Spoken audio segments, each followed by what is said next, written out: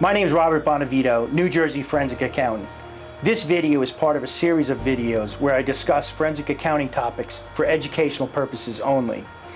If this was a litigated matter, I would take a different approach, have different conclusions based on different facts and circumstances. My name is Robert Bonavito, New Jersey forensic accountant. Today we're going to talk about terminal value. And all the time when I get my deposition or in trial, the attorneys love to ask me about terminal value, and they basically think it's nonsense. And what terminal value is when you're valuing a company, we have cash flows for the first 5 years, but what about the years 6 and out?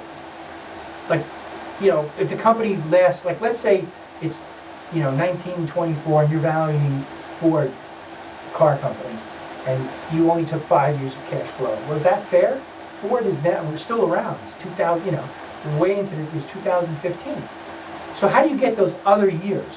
So it's 1920, you're valuing Ford stock. So you did it from 20 to 25. But what about the rest? That's where terminal value. Terminal value will value those 100 years or 150 years into the future, okay? Because, a company is a legal entity, and technically they can go on forever. And you know what? We do have a lot of companies that have been around quite a long time. General Electric, General Motors, Ford Motor Company. Lots of companies evolved and changed, but you'd be surprised how many of the original Dow companies are still around in one form or another. I think it's like 60 or 70%. So this terminal value, it's a calculation that finance has developed, and we use. It's pretty simple. All it is it's the cash flow, okay, and it's going to be the rate of return minus growth, and you just divide that.